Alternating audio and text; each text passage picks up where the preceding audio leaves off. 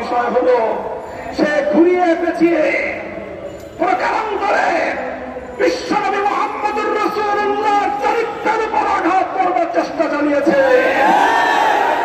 কুখ্যাত শারমিন মুর্শেদরা এদেশের সমকামীদের এজেন্ট হিসেবে সরকারে বসে অন্তর্বর্তীকালীন সরকারকে বাংলাদেশ এবং বাংলাদেশের মানুষের ধর্মীয় অনুভূতির বিরুদ্ধে পরিচালিত করবার পায়তারা চালাচ্ছে। আমরা স্পষ্ট ভাষায় বলছি, আমি আবারও বলছি, আজ হেফাজতে ইসলাম বাংলাদেশ তার প্রাথমিক প্রতিবাদ জানাচ্ছে, প্রাথমিক অনুভূতি ব্যক্ত করছে।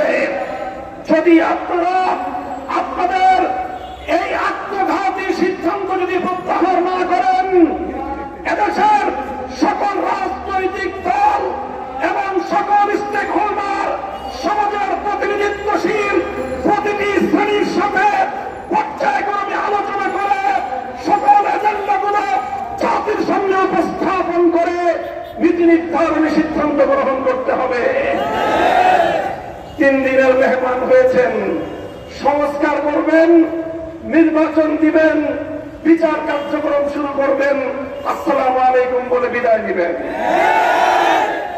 আপনাদেরকে এদেশের বছরের পর বছরের জন্য এইভাবে নীতি নির্ধারণী, জাতির ভাগ্য নির্ধারণী সিদ্ধান্ত গ্রহণ করবার অধিকার কে দিয়েছে?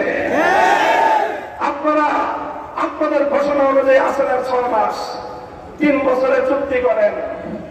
এদেশের আমাদের মানুষের কাঁধের উপর, জনগণের কাঁধের উপর কোন ৭৪ বছর চাপিয়ে দিয়ে যেতে চান? 1 বছর ভালোই কেটেছে, 6টা মাস আছেন, ভালোই চলে যান।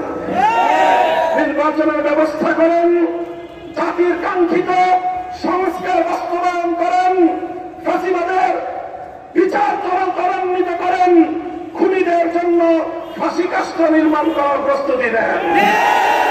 বাংলাদেশের ইসলাম, এদেশের মানুষের ঐতিহ্য, এদেশের মানুষের স্বাধীনতার বিপন্ন করবার যে কোনো পায়তারা রক্ত দিয়ে রুখে দেব, জীবন দিয়ে রুখে দেব আমরা। সংগ্রামী সাথী ও বন্ধুগণ, কাজে আমরা আমাদের বক্তব্য আবার পরিষ্কার স্পষ্ট ভাষায় বলে দিচ্ছি। গতকালকের আমাদের অন্তর্বর্তীকালীন সরকারের নীতিগত সিদ্ধান্ত, জাতিসংঘের মানবাধিকার কমিশন সংক্রান্ত সেই সিদ্ধান্তকে হেফাজতে ইসলাম প্রত্যাখ্যান করছে। হেফাজতে ইসলাম এই সিদ্ধান্ত মানে না, এই সিদ্ধান্ত কার্যকর হতে দেবে না। জাতিসংঘের